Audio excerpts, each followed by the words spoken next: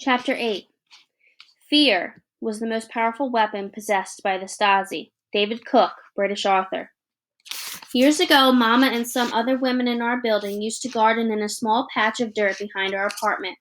They enjoyed the work, and the food from the garden was very good. But one year, the food shortages had been particularly fierce, and the harvest disappeared into the hands of those who walked by it each day. Mama never gardened again, said it wasn't worth the bother. I found the shovel after school right where she had left it.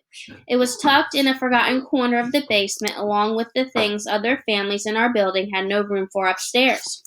There were many boxes and crates and dusty surplus tins left over from the war that probably weren't even edible anymore.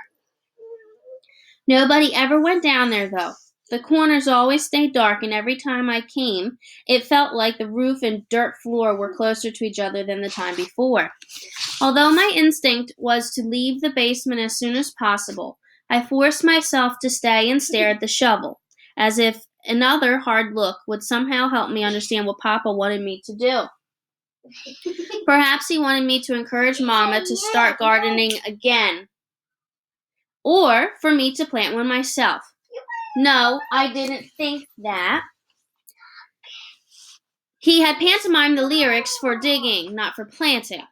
Digging. Maybe before he left, he had buried some sort of treasure nearby.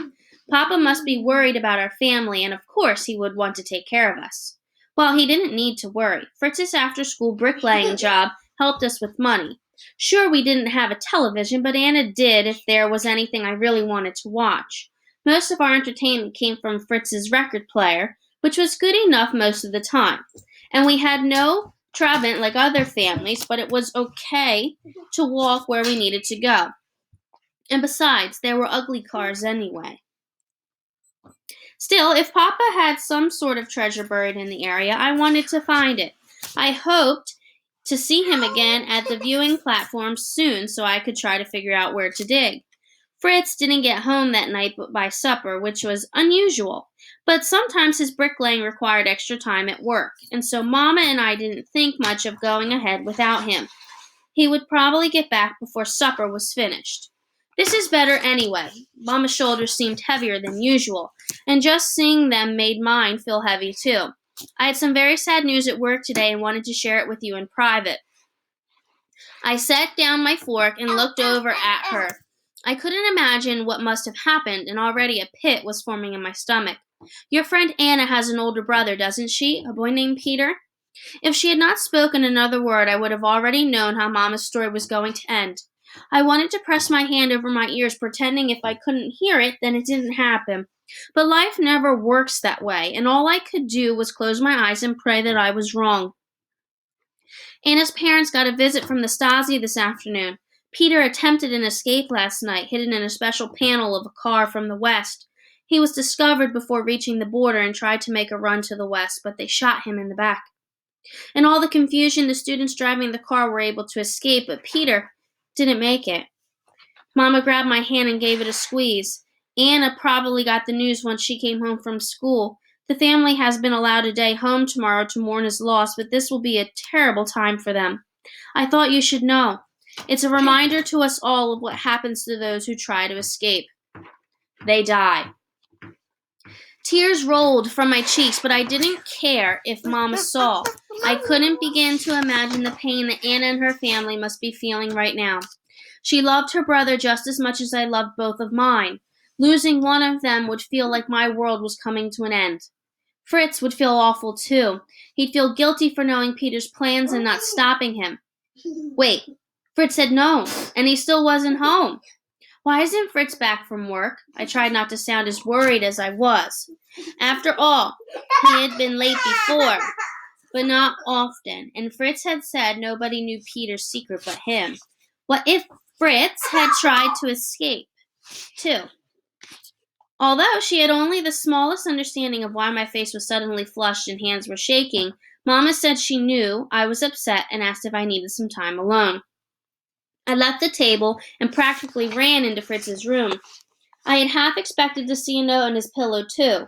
Some words of apology and explanation for his own escape attempt. There was nothing, so maybe it was just my imagination. But every minute that passed sharpened my worries. Fritz was never this late. I reappeared in the kitchen where my mother was finishing cleaning up, except for a plate she had left out for Fritz. Can we go to his job site and look for him? I asked. Please, Mama, can we go and find him? Mama pressed her eyebrows together. Gerda, I know the news about Anna's brother upset you, but Fritz and Peter were friends, I said. Fritz knew about the escape.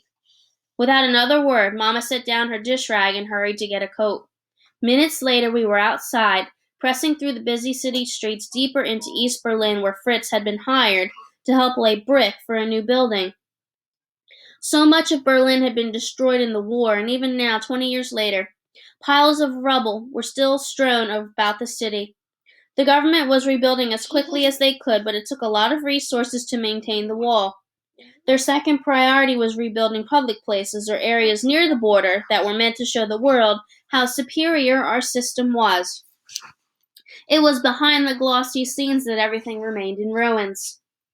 Every day after school, Fritz had been working on one of those high-profile buildings, and they were in a hurry because of some visitors coming from Moscow. A few men were still on the job site when Mama and I got there, but Fritz was clearly not one of them. She told me to stay back while she talked to the job foreman. I hate being left behind, but a man in his position wouldn't want me in the conversation. So I waited where I could see their faces as my stomach twisted in knots. In response to Mama's question, the foreman shook his head, and his mouth was turned into a distinct frown. He checked his watch and then spoke to her some more.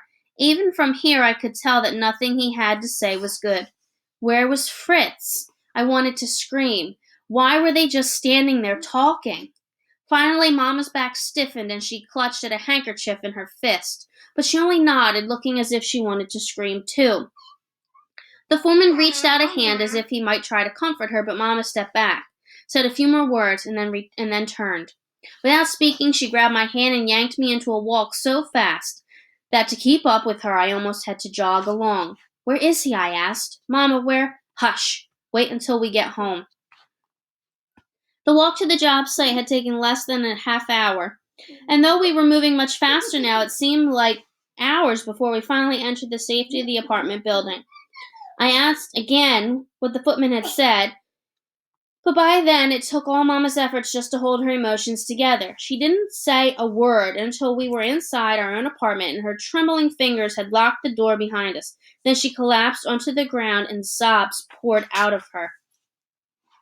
The Stasi came to get him today, she said through choked breaths. They believe he was involved in Peter's escape attempt.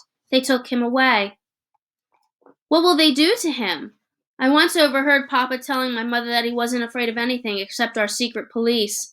He said that if he were ever arrested, no matter what they did to him, his life would be over. I didn't know a lot about what happened to people after the Stasi got them. The only people who knew for sure were either the agents or people subjected to their interrogations or tortures. They rarely talked about what had happened to them, if they ever returned. Even the locations of Stasi prisons were secret, so I knew Mama couldn't answer any of my questions, but Fritz was her son. Even if it was only based on instinct, she had to have some answers, some way to make this better. Except I had learned long ago that there was some things even a mother couldn't fix. She couldn't bring Papa and Don back or bring us to them. She couldn't keep me from missing them every single day, and nobody I knew could bring down that wall. All my mother said was, they told Fritz it was only for questioning, but the foreman doesn't know if that's true. Then she turned to me. Are you sure Fritz knew about Peter's escape? He told me last night. And you waited this long to say anything? By the time Fritz told me, Peter had already left. I'm sorry, Mama. She closed her eyes and the tears ran beneath her lashes like the steady leak of a pipe. I put my arms around her, hoping to comfort her a little. Go to bed, Gerda. I didn't want to. It wasn't my bedtime yet, and I wanted more than anything to stay awake until Fritz came home. If he came home. I'm going to Eric Krause's apartment next door, Mama said. He will know if there's anything we can do. We didn't see Eric Krause as often as we used to, not since Papa left. Mama had brought him dinners after his wife died last year, but she also felt it was dangerous for the Stasi to believe that we were anything more than casual neighbors. If she wanted to see him now, then I knew how frightened she was for Fritz. Let me come too, I said. You've done enough, Mama snapped. Then her eyes softened. I didn't mean that. Please go to bed. I kissed her cheek, though I'm sure she didn't feel it, and apologized again, though I wasn't exactly sure what I'd done wrong. On the way to my bedroom, I passed Fritz's room. The door was closed tight, which I found odd because it hadn't been when we left. Maybe he'd come home while we were out. I turned the handle and darted in, fully expecting to see Fritz lying on his bed with his Beatles album turned low. I saw that record first, smashed on his floor like someone had crushed it beneath his boot. Fritz had a poster of Anne Margaret on his wall, supposedly a popular actress in America, but that had been ripped down, and nothing but the tacked-in corners remained.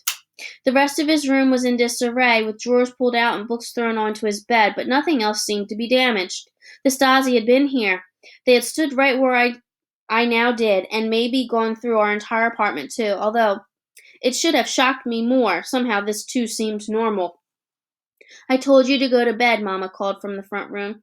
I almost asked her to come and see what had happened, but a voice inside me warned it would be too much for her tonight. I planned to get up extra early in the morning and clean it for her. Then, when Fritz came home, and I had to believe he would, everything would be okay again. Whether that was true or not, I chose to believe. I made myself believe it, or the worry would drive me insane.